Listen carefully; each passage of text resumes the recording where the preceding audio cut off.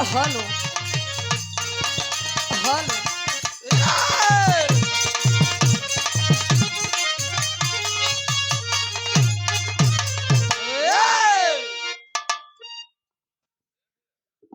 Hello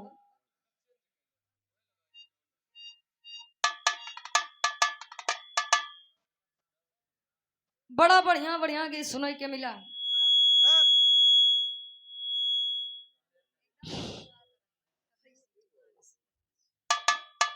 hello बड़ी ऊंची ऊंची बात सुनाई के मिला। वाह वाह कहा थे वाह केतनो समझावा वाह हो सकत है केहू केहू के याद रहा वाह जहाँ सवेर भाई 70 वाली मार के टून हो जी। लोग अपने अपने घरे गए न। हाँ हम का कहे चाचा का कहे नु सब बिसर गया थे। आई जौन काकी चाची लोग बैठे हैं वाह अब इनका से ढेर समझावा है। हाँ ते मंदिर में जाइए। देवी देवता तनको बहन के सामने कुछ कहा है वाह इनका बहुत नेवल लागत है। तो का गरियावे लगी हाँ भैया हो हाँ जमाने की सच्चाई है। अरे वाह अगर भाई केहू समझावे लगा तो का शिक्षा या कारण से मिलत बा। वाह देवी भगवती नाय देवाई वाह काहे तो का पता वाह जौन है तो सरस्वती है। भैया हो हंसा न जा जाए वाह संविधान बचावा जा नहीं त ऐसे हम लोग गावत रहा आप लोग बैठ के सुनत रहे। हाँ सवेरे चली जाइए। आओ गुरुजी कुछ बजाए ला।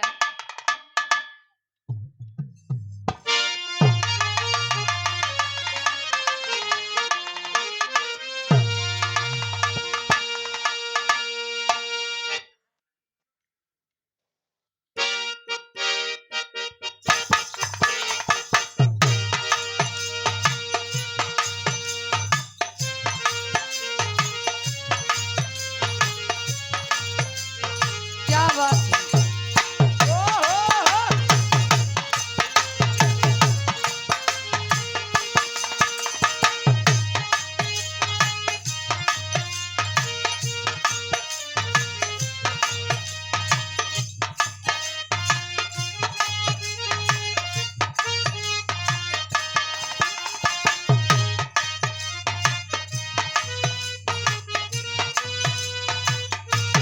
क्या बात है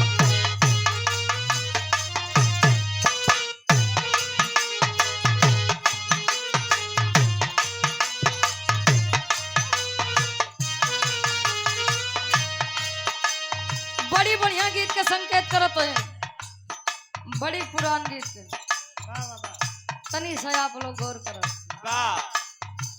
बार एक कवि की कलम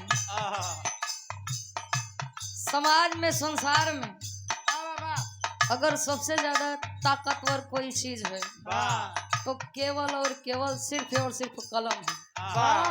अगर ऐसा यूज करवा सिटी थाना में हेलो गीत का संकेत करते हैं। हेलो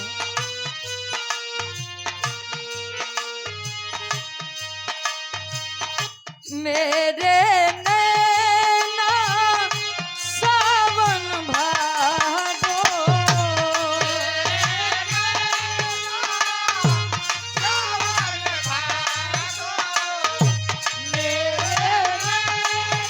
वाह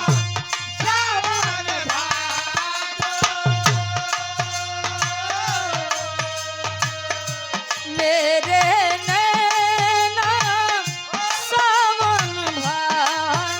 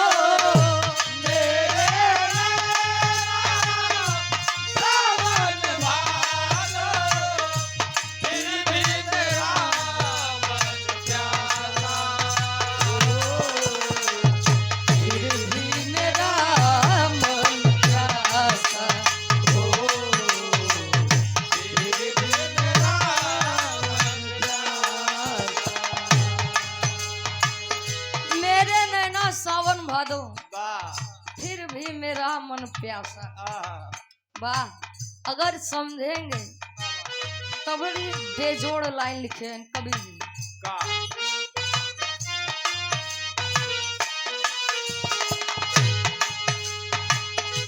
बात पुरानी है,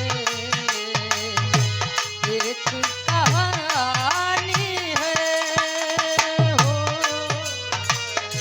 बात पुरानी है, एक कहानी है। बात पुरानी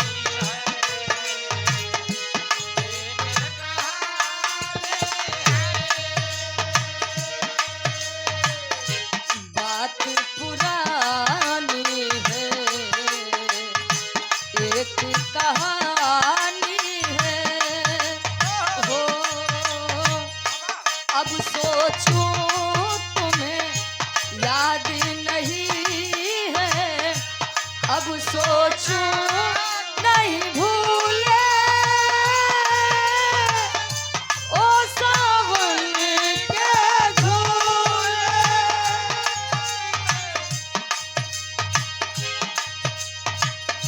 रुत आए रुत जाए देखे जाए।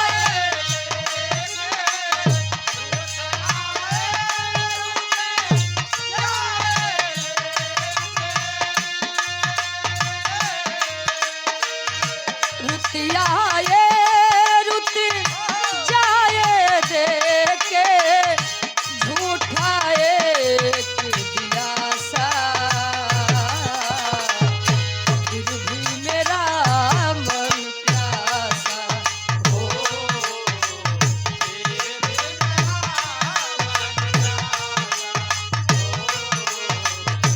फिर भी मेरा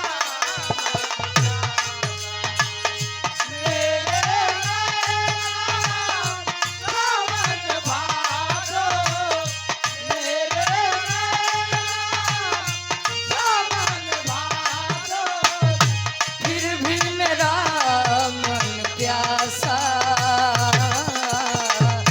फिर भी मेरा मन प्यासा हो।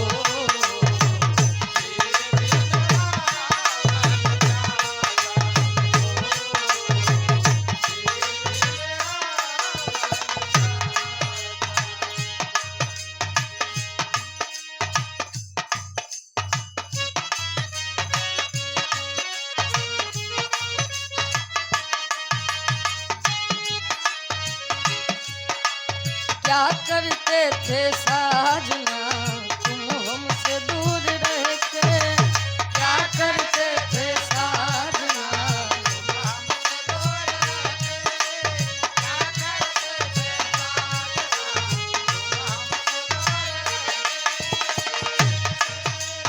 क्या करते थे साजना तुम हमसे दूर रह के, हम तो जुदाई में अकेले हो छुप छुप के रोया करते थे हो।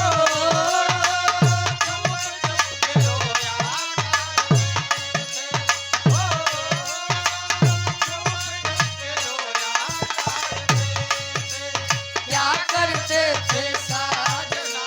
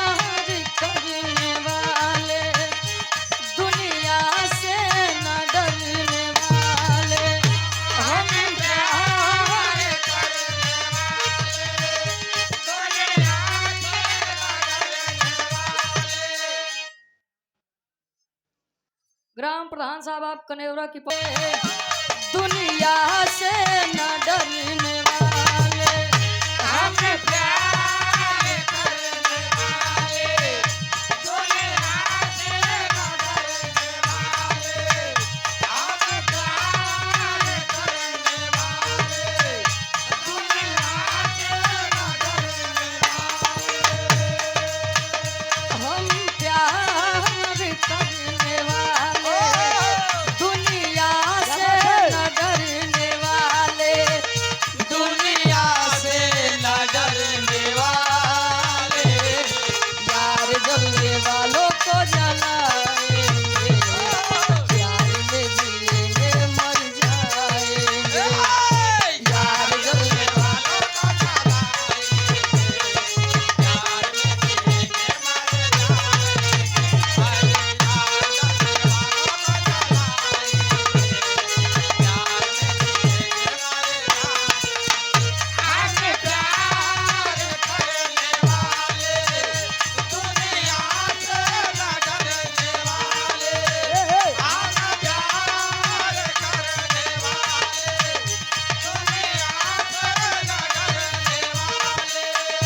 दुनिया से न डरने वाले प्यार जलने वालों को जलाएंगे प्यार में जिएंगे मर जाएंगे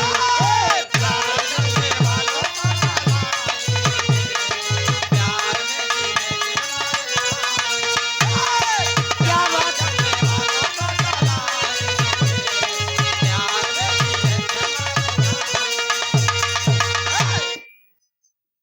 हेलो एक छोट सा गीत हो जाए ओकरे बाद बिरहा के तरफ ले जाए चलो